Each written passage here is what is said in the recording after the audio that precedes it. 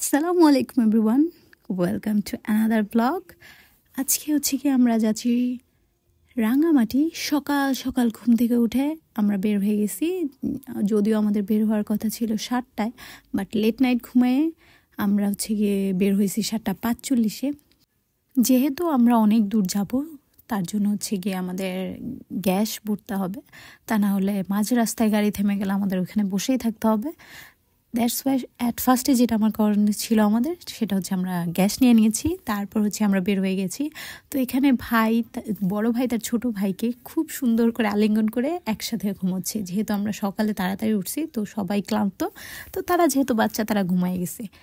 এখন আমরা রাঙামাটির উদ্দেশ্যে রওনা দিয়ে ফেলছি। রাস্তাগুলা এতটাই সুন্দর ছিল, কি বলবো। এটা ছিল একটা বাজার, তো এই বাজারটা একটুখানি ভিডিও করে নিলাম, কারণ বাজারের জিনিসপত্রগুলো সবই হচ্ছে গিয়ে গ্রামীণ পরিবেশ থেকে আসা।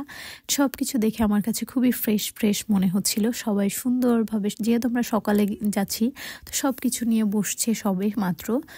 তারপর হচ্ছে গিয়ে এখন আমরা প্রবেশ করছি আমরা রাঙামাটির পথে।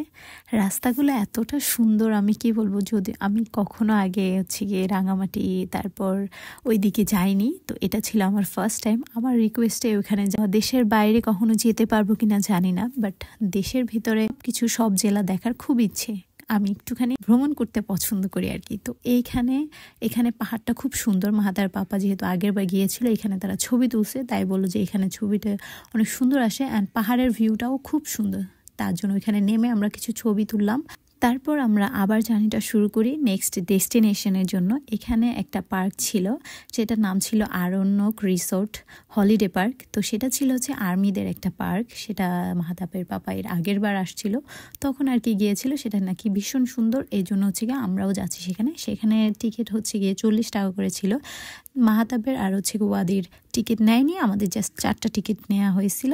তো এটা একদম মানে কি বলবো, এতটা সুন্দর পরিবেশ, আর হচ্ছে গিয়ে খুবই পরিষ্কার পরিচ্ছন্ন। যেহেতু এটা আর্মিদের হচ্ছে গিয়ে একটা রিসোর্ট, সেহেতু পরিষ্কার তো থাকবে, এটা মাস্ট, কারণ তারা খুবই নিট অ্যান্ড ক্লিন থাকে। আর ভেতরে যে গাছপালা সবুজ শ্যামল, মানে এত সুন্দর। আর এইখানের বোটগুলা, তারপর হচ্ছে এই পানিগুলা এত পরিমাণে চকচকা আর এত ফ্রেশ, মনে হচ্ছিল এখনই ঝাঁপ দিয়ে পড়ি। ওয়াদি তো বলতেই ছিল যে মা আমি এখন নেমে যাই, আমরা গোসল করি চলো। যদিও আমরা ওই রকম করে প্ল্যান করে যাইনি, আর ওইখানে হয়তো বা গোসলের অনুমতি নাই। তো ওইখানে অনেকগুলা জলপাই গাছ ছিল, সবাই আছে কুড়ায় নিতেছিল। তো আমরাও 2টা টুকাইছি, তো ভাই বাট অনেক টক ছিল। তো শেষ পর্যন্ত ভাবিকে বললাম, ভাবি আপনি কতগুলা কুড়াই নেন, বাসায় গিয়ে ভর্তা করে খাবো।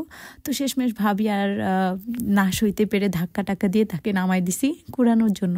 তারপর সে কুড়াচ্ছে, এদিকে মাহাতাবের পাপা প্রথমে আমরা যখন জলপাই নিচ্ছিলাম তখন আমাদের উপর রাগারাগি করছিল, পরে শেষমেশ সে নিজেই আমাদের কুড়াই দিতেছিল। আমি ভাবছি এটা মনে হয় ইলিগেল, বাট সবাই এটা কুড়াচ্ছিল। মানুষ তো ব্যাগ ভরে ভরে নিয়ে যাচ্ছিল, বেচারা টক খাইতে পারে না, জোর করে তাকে একটুখানি টক খাওয়াই দিলাম। ভীষণ টক ছিল, যেটা কিনা আমারই নিজে যখন মুখে দিছি তখন পুরো হয়ে গেছিলাম। তো এইখানে পানিগুলা এতটা পরিমাণে নীল আর এতটা পরিষ্কার ছিল, কি বলবো। এখানে নার্সারি যে কাল চলে আসছে, তো এখন হচ্ছে গিয়ে তারা ফুল গাছ লাগাইছে বিভিন্ন রকমের, আর সেগুলো এখনও ফুল ফোটেনি, কিছুদিনের মধ্যে হয়তো ফুল ফুটে যাবে। আর এইখানে যে গাছগুলা সেগুলো খুব সুন্দর ছিল। ওইখানে অনেকগুলা ছোট ঘর ছিল, যেগুলো আর কি রাতে থাকার জন্য, হয়তো বা ওখানের ওই ঘরগুলাতে অনেক দূর থেকে যায় তারা থাকে। যেহেতু আমরা জাস্ট একদিনেই ঘুরে আবার ফিরে আসবো, সেহেতু আমরা কোনো জায়গায় থাকিনি, আমরা আবার ব্যাক করে চলে আসছি।